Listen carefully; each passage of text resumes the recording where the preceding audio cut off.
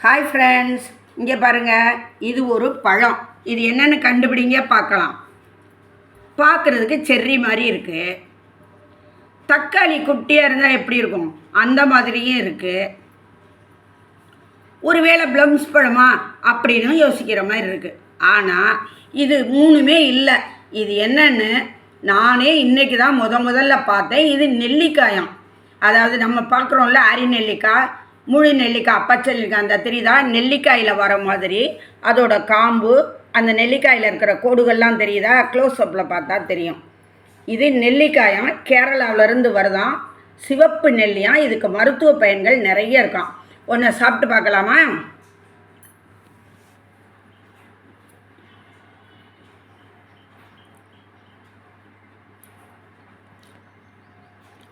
புளிக்குது.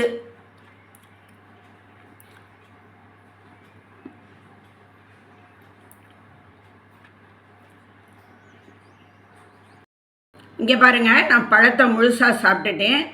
புளிப்பு கொஞ்சம் அதிகமாக இருந்துச்சு, துவர்ப்பும் இருந்துச்சு, இனிப்பு இல்லவே இல்லை. ஒருவேளை நம்ம நெல்லிக்காயை சாப்பிட்டுட்டு தண்ணி குடித்தா இனிக்கிற மாதிரி இனிக்குமான்னு இனிமேல் தான் தண்ணி குடிச்சு பார்க்கணும்.